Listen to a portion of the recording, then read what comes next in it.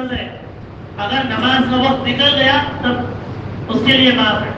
لیکن اگر وقت میں بے ہوش ہوا, وقت کے ختم ہونے سے پہلے اگر وہ ہوش میں آ گیا تو اس کے اوپر نماز فرض ہے.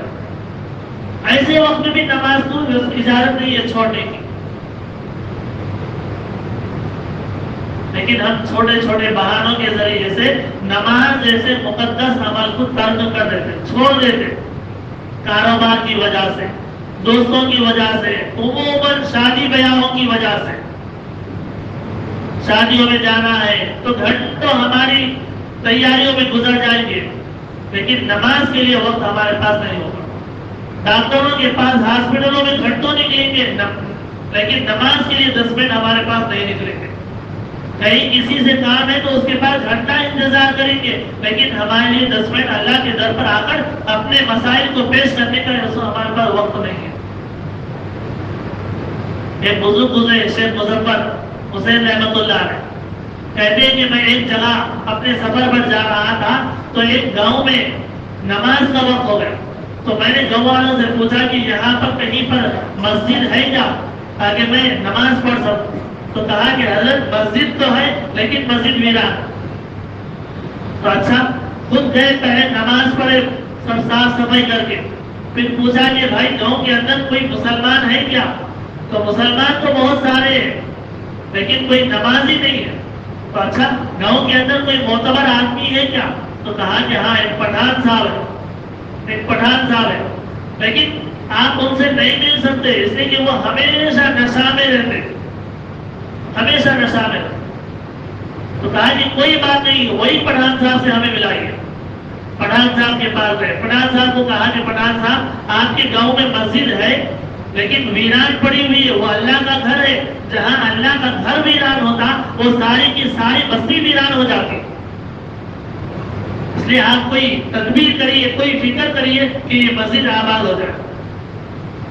پٹھان کی بات سمجھ میں آئی. انہوں نے کہا کہ میں نماز تو پڑھوں گا لیکن نشہ نہیں چھوڑوں گا, میں وضو نہیں کروں گا. تو پٹھان نے کہا کہ بزرگ نے کہا کوئی بات نہیں ہے, آپ جیسی تیسی آئیے لیکن نماز پڑھیے. اب پٹھان کو وہی نشہ کی حالت میں مسجد میں لائے اور اللہ کے در پر اس کو سجدے میں جھکایا اور خود بھی جھکے. اللہ سے کہا اے پروردگار, میرے بس میں تھا تیرے بندے کا سر جھکانا اور اب تیرے بس میں اس کا دل جھکانا. کہتے ہیں گاؤں والوں نے کہا کہ حضرت آپ تو ہمارے گھر میں, ہمارے گاؤں میں فرشتے بن کر آئے کہ یہ وہ بندہ ہے جس کی شادی ہو کے 20 سال ہو گیا, شادی کی سہاگ رات میں بھی اس نے اپنی بیوی کے ساتھ نشے میں ملاقات کی ہے اور آج تک ہم اس کو نشے کے بغیر نہیں دیکھے. لیکن آج کئی برس ہو گئے ہیں, اس کا حال یہ ہے کہ آپ کے جانے کے بعد سے آج تک کبھی اس نے تہجد کی نماز بھی ترک نہیں کی. تو میرے بھائیوں, ہمارے حق میں جتنا ہے ہم اتنا کر سکتے, ہماری طاقت میں جتنا ہے ہم اتنا کر سکتے. ہمارے حق میں کسی کو مسجد تک لانا ہے بس اتنا ہی کریں گے. اب آگے اللہ کی مرضی ہے, چاہے ہدایت دے چاہے اس کو ہدایت کرے. اس سے میں بھائیوں فکر اس بات کی کرتا ہے کہ بستی کا ہر فرد نمازی بن جائے, چاہے چھوٹا ہو بڑا ہو, چاہے امیر ہو یا غریب ہو. بستی کا ہر فرد.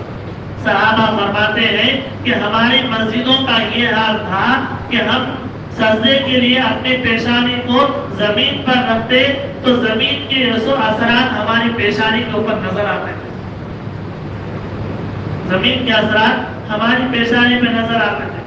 آج اور ایک غلط فہمی ہو گئی. اب میں جیسے بتایا نا کہ صحابہ کے کوئی ٹائلسا لگے ہوئے نہیں تھے, کوئی ماربل نہیں تھے. وہ زمانے میں زمین پہ سجدہ کرتے کرتے وہ خطرہ چپتے چپتے یہاں کو نشان لگ جاتا تھا. اب آج کل کیسا ہے, کسی کو تو اب تو بھی ہفتے کو جمعے کو جمعہ نماز پڑھتا, لیکن کبھی کبھی یہاں پر دھبا آ جاتا. تو نماز کا نشان ہے بھائی, اس کو کوئی نہیں تو جنتی چھے, یا نشان آ گیا تو جنتی ہو گئی. چاہے وہ نماز پڑھیں گے کہ نہ کو پڑھیں گے, یہ نشانیوں سے کیا بھی نہ ہوتا ہی ہے. اگر یہ نشانیوں کے اوپر ہوتا تو خود ہمارے نبی صلی اللہ علیہ وسلم اپنی بیٹی کو کبھی بھی یہ بات نہیں کہتے کہ بیٹی فاطمہ کبھی یہ ذہن میں نہ رہے کہ تیرے بابا یوسف نبی ہے. وہاں پر نبی کا الگ معاملہ ہے, نبی کی اولاد کا الگ معاملہ ہے. وہاں تو حضرت نوح علیہ السلام اپنے بیٹے اپنی بیوی کے لیے اللہ سے دعا کرے, اے اللہ میری بیوی کو اور میرے بیٹے کو ذرا بخش دے.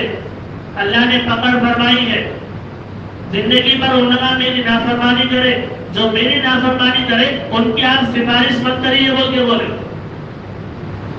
بھیا یہ نشانیاں کہاں سے ہم کو بخشوائیں گے؟ ہمارے اعمال اثر ہمارے کام آئیں گے. اپنے اعمال کی طرف توجہ دیں, نمازوں کا اہتمام کریں. سارے مسائل کا حل اللہ نے نماز کے اندر رکھا. ہر مسئلے کا حل نماز کے اندر اللہ نے رکھا. اللہ کی طرف متوجہ ہونا, اللہ سے مانگنا ہے, اللہ میرے یہ مسئلے ہیں, یہ مسائل ہے, اس کو حل فرما دیں, تو پھر ہماری زندگی کے اندر کامیابیاں ہی کامیابیاں ہوں گی. اللہ تعالی ہم سب کو نمازوں کا ان کے اوقات میں اہتمام کرنے کی توفیق نصیب فرمائے.